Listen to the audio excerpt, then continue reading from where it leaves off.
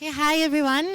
Today we're going to talk about pushing innovation in event PPC. So be the first, best, and get the edge on your competitors.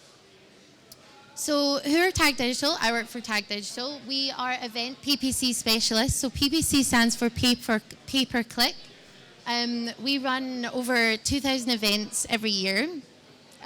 We're global. We operate in 40 countries around the world.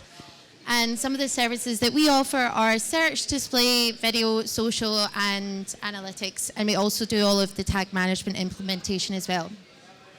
Some of our clients, to name a few, are Mesa Frankfurt, Informa, GES, Reed, some of whom are here today. So hi if you're in the audience. We are a Google Premier partner. We are also a Facebook marketing partner, and we're RAR recommended. So who am I? My name is Francesca Fraser. I'm a senior account manager at Tag Digital. I have worked in PPC for 5 years. Someone once asked me when I did one of these presentations before what's a funny fact about yourself? Embarrassingly, my dog has more followers than me on Instagram, and here's a picture of him. Anyway, moving swiftly on, let's talk about insights and benchmarks. The edge that we have as Tag Digital is that because we only work with event organisers in the events industry, we have a benchmarking tool that we've created over the years, and in that tool we've got 100,000 event campaigns. So we're able to say this is how much you should be spending for a visitor registration, how much you should expect to pay for an exhibitor lead, sponsor, and all the rest of it. So let's take a look. What is it that event organisers want to achieve? So we want new data. 60% of our campaigns are focused towards new data.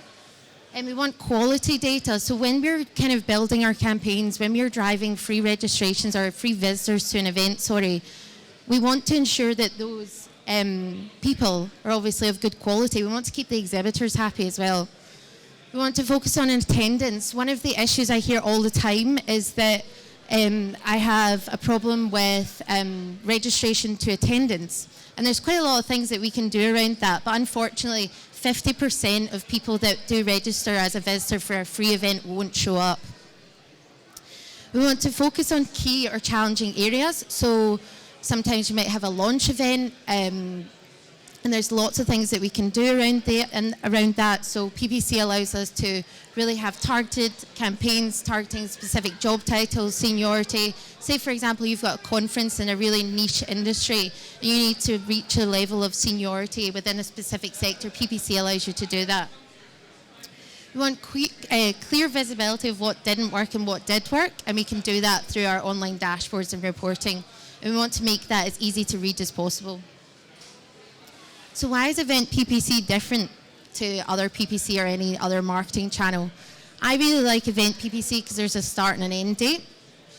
50% of the budget is spent in the final few weeks, and the reason for that is because we see that 50% of people actually register in the final few weeks, and those people are actually the most likely that are going to turn up. Because say, for example, you sign up for a free event, maybe like 3 months out, other priorities can get in the way. You might have childcare, you might have other work commitments, and that it just becomes less of a priority. So we conserve 50% of our budget for those final few weeks, because that's when the registrations really start to come in. For paid events, it's a bit different. So you might have early bird discounts, you might have different pricing structures or schedules, so you just want to have budget to really push those results during that time. CPA really reduces significantly in the last 3 or 4 weeks, and the reason for that is because we kind of see that uplift of the conversions in the final few weeks. So what can event PPC deliver? So that can deliver free visitors, exhibitors, sponsors, delegates, new data, so that can be done through content downloads or any kind of white paper, something like that. Consumer tickets for B2C events, awards entries, and then we can remarket to those people that have entered the awards to book a table, and then subscriptions. So what are the top 5 event benchmarks?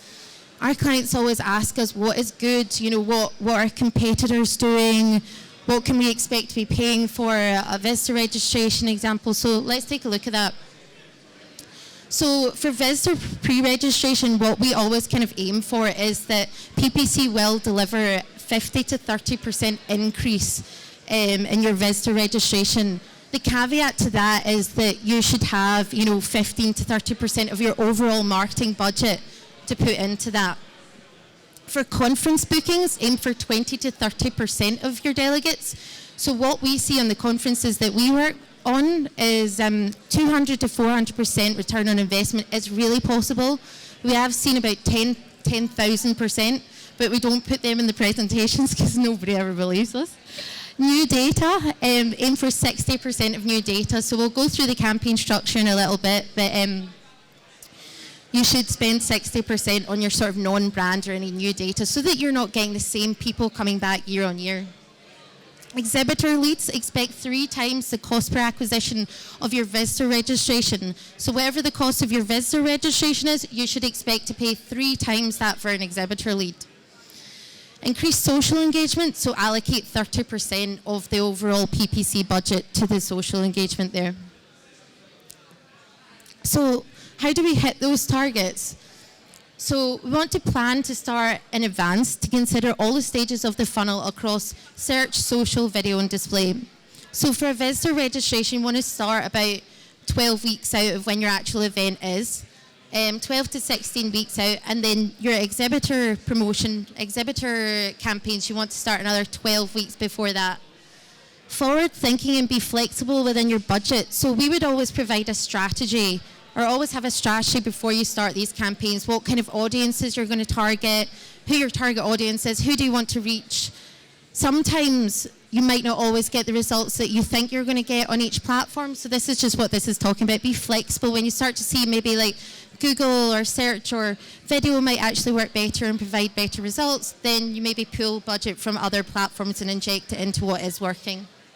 Ensure rock steady tracking, that kind of is significant to the point previous. So we want to ensure that from the start of the campaigns you can track everything and where everything is coming from. Then you can actually know where your results are coming in, and that allows you to push the results on that platform. Create relevant messaging to each sector and each audience. So for your top of the funnel audiences, for people that don't know about your event, I think it's quite important to kind of educate them. You don't want to hit them with an ad to say register for Event Tech Live, for example, because they might not even know about it. So your messaging for top of the funnel should be a bit different to bottom of the funnel. When they've maybe searched for you before, they're in the market to convert, then you can hit them with an ad to say register to visit. Ensure video is part of the content mix, which we'll go on to a bit later on in this presentation. And use responsive formats and machine learning, which is what we use quite a lot actually. The reason for that is because it just fits on a lot more placements, and we see it drives up the conversion rate. So platforms and CPA, so just to confirm, CPA is cost per acquisition. That's how much it costs you per visitor registration or per exhibitor lead. So on Google, we use search, display, video, and remarketing. Facebook, we can target interest, behaviors, custom data, and remarketing. On Microsoft, formerly known as Bing, we can do search, display, and remarketing as well there, and also LinkedIn profile targeting, which we'll go on to discuss later. So again, what we want to answer is how much does it cost per one visitor registration? How much does it cost for an exhibitor lead? So the good thing about PPC is you can always start with, let's say, a budget of £2,000. You might see that you get out of that, like say 10 visitor registrations. It's quite clear, it's very transparent. You can see clearly what's working and what's not. You can either inject more budget to your campaign or remove and put it into another marketing channel that you might see is maybe working better. So innovation in AdWords. So as we are a Google Premier partner, we get access to early betas. So I'm just going to take you through some of the new things that we're actually excited about and some of the stuff that we're kind of using at the moment. But before that, I'm going to cover all stages of the funnel. I don't know if you guys have maybe like attended a show or a presentation before, but I can see a lot of people talking about the marketing funnel. So this kind of breaks up is how we break down our campaigns in Tag Digital for predominantly on Google actually. So your awareness and interest, that's where we would use YouTube to kind of educate the user through video. And the reason for that is because PPC is going up year on year for some of our clients. We can see that the cost per click is going up by about 20 pence year on year. So we use YouTube to kind of educate them. The cost per view is maybe about $0.05, whereas the cost per click is maybe about $1.22. Then we have non-brand search, and we've got the competitor and geofencing campaigns. So those are more about interest and consideration. So they're maybe in the market, but they're not necessarily looking for you. Non-brand, middle of the funnel, basically means anything non-brand is something that's not including your name, your branded terms. And then you've got non-brand search, bottom of the funnel, which is intent and evaluation. Then you've got display and social remarketing, and brand search there closest to the conversion point.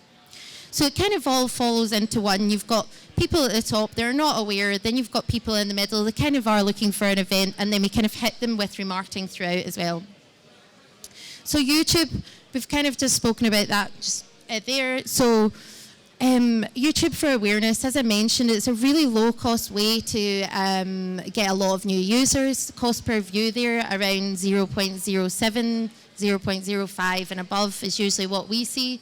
What we use is custom intent. So we build audiences to target people that are maybe looking for certain things. Custom intent is basically a list of keywords and custom URLs. So it's not just completely random. There is a segment layer to that audience.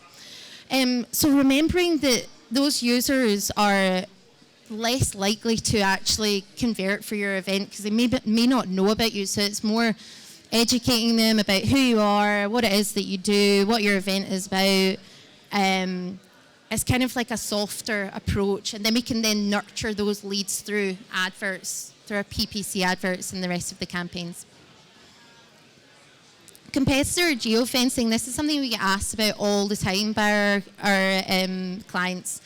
I've got a competitor running the same kind of industry sector as me. How can I kind of get in front of them? How can I steal their audience, for example? Bidding on your competitor terms isn't really best practice, and this is a really good way around that.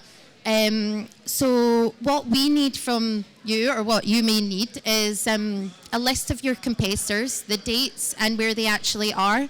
And what we can do is we can geofence around those areas. So when your competitor event is actually happening, then we'll maybe put in that location and we target those people that are in that area to ask them to register for our event. That works really well because it's just a lot cheaper of a way to target those individuals rather than bidding on your competitors' terms. Nobody's really winning there. You're pushing up that overall cost for everybody.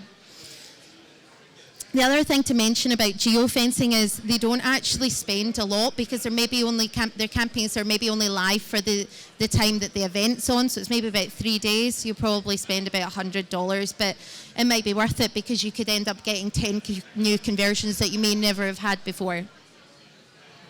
Countdown ads. So here I've got a couple of screenshots. One is on desktop, one's on mobile, and you can see just under here, only 5 hours left to schedule an appointment, only 3 days left to schedule an appointment. This is a great way to create a sense of urgency about your events. And what we would always say is start countdown ads about 2 weeks out of your event. And the reason for that is because you're not really going to create a sense of urgency if you start your countdown ads 70 days out of when your actual event is. So the benefits to countdown ads is it creates a sense of urgency, and we always see an uplift in conversions. And we run them on Google. We can set a script, so it's a daily countdown. And then on Facebook, it would be like show opens next week, shows open this week. So new product innovation, something I mentioned before. This is kind of like the new betas, the new cool stuff that we've got access to on Google. So gallery ads, this is actually only available on mobile at the moment. And this is quite different. So before you would only be able to see like a kind of search ad. Now we actually have the opportunity to add 4 to 8 images on the gallery ads. This appears at the top position and there's only one. So that's the main benefit. It's on mobile, there's only one position. You're not really competing against anybody else that might, have another gallery ads running. And the benefit of this is that you have 25% more interactions than other search ad units, just because it's a bit more aesthetically pleasing. So smart bidding. Smart bidding is something that we're using a lot. So we always kind of use like target CPA, enhanced CPC, maximize conversions. What we do with that is we insert like a maximum CPA that we want to pay, and then Google uses machine learning to automatically optimize the campaigns. And it's just such a more efficient way for us, rather than somebody of our team going in and kind of manually having to optimize every single ad group. So Google Display, this is also quite exciting. Customer match. So we were only able to upload like a data list for search or Gmail before, but now we can actually upload custom lists for the display network. So you know when you're kind of going online and you search for something and you see those ads coming up, that is the display network. Those are the ones that follow you around. So we can now use customer match data for that. We just need 100 users within that list. Similar audiences. So you hear a lot of people saying like, I feel like Google is listening to me, or my phone's listening to me, or I feel like I'm just being tracked all the time. That's most likely to be similar audience. So there's two different types. Similar audience is what you would call on Google. Then you have lookalike audiences on Facebook. So what we can do on Facebook is we can take like people that have converted for your event, and we can create like a 1%, a 3%, a 5% lookalike on that audience. What Google does is it takes your historical data as a user, and it says, this user's behavior is like this other user, therefore I will put them in this list. And the benefits to that is that it's automatically done, and the size of that list is about 5 times more than your remarketing list. It's so much faster, it's very simple, and it just kind of puts that more segmented layer into that audience. YouTube, we've mentioned this before. So YouTube, I don't know if you know, is actually the second largest search engine in the world. We keep talking about it because PPC is becoming a bit more competitive. A lot more people are kind of using it because it is transparent. You can see where your results are coming in. So YouTube is just a great way to kind of get new data at a lower cost. We kind of want to capitalize on that.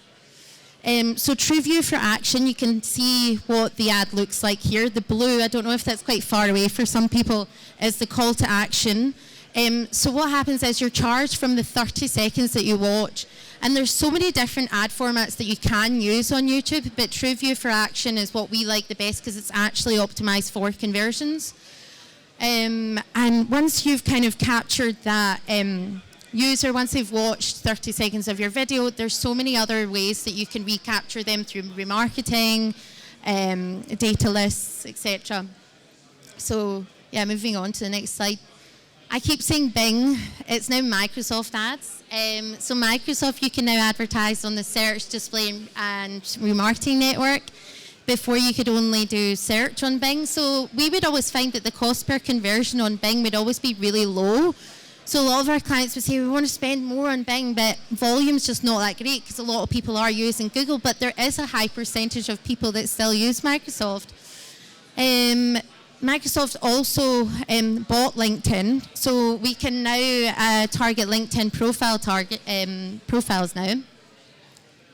Before you were only able to use LinkedIn advertising, you could target companies, accounts, and job titles and things like that. So looking at Facebook and Instagram, again, we're seeing a lot of video here. We are seeing that the ad pricing on Facebook is increasing 17% each quarter. So what we say usually here is if you're going to use a video on Facebook, keep it 5 to 15 seconds. Make sure that your brand is introduced within the first 3, and make sure there is a text overlay. All videos nowadays are played on silent, so you want to ensure that the brand is introduced and that they have a text overlay on them as well. You've only got a few seconds to capture somebody's attention, so you want to get it straight away and you want them to know exactly what it is that you're advertising. So Instagram and Facebook stories, these are all the different objectives that you can use. So you can use brand awareness, reach, video views, conversions, app installs, lead generation, and traffic. That's a screenshot of what it looks like. Actually, what we did before for a client for a fashion event was we used the Facebook, the Instagram story placement, and we used that. We used content to download an app, but the objective was to drive visitor registrations, and that actually worked really well. For app installs, you have to get registered with a developer, and sometimes when you're running these campaigns, time is limited, so that's kind of where we got around that one. So some of the key takeaways from today. Paid advertising can drive up to 30% of your results. Start the campaigns if you're running an exhibitor campaign 30 weeks out of when your event actually is, and VisProm about 12 to 16%, obviously depending on your budget as well. Keep the budget flexible based on your results. So obviously if you see one platform that's performing better than the other, then you want to be flexible to say, okay, I'll maybe pull that percentage from social and put it into search because I'm getting better results there. Utilize all the new features shown today, so use all of the new betas. Split the budget across search, display, video, and social. Retain a high budget percentage for the final few weeks because the majority of your visitors will sign up for them, so you really want to have as much budget as possible to push those results. Utilize data if you have that. I haven't actually really mentioned that much, but we can upload custom data, and this is a great way to see. We get a lot of clients saying like, oh, I've got email data, but I'm not really sure how engaged it is. Using that email data on social or in search is a really good way to either say it's really good or actually it's completely dead. And be sure to use video because it's so cheap and it's just a great way around, paying a high price for a cost per click. Test, optimize, and iterate. And that's it. Thank you very much, everybody, for listening. Does anybody have any questions?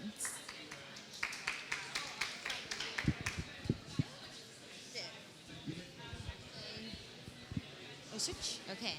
So first question, what's the average CPA for VisProm event? So that is a good question. It really depends within your industry. You can expect to pay like 15 to 30 pounds on average, but then for some design events, for some construction, we would see below sort of 5 to 15 pounds actually. How and what parts of PPC funnel you use machine learning?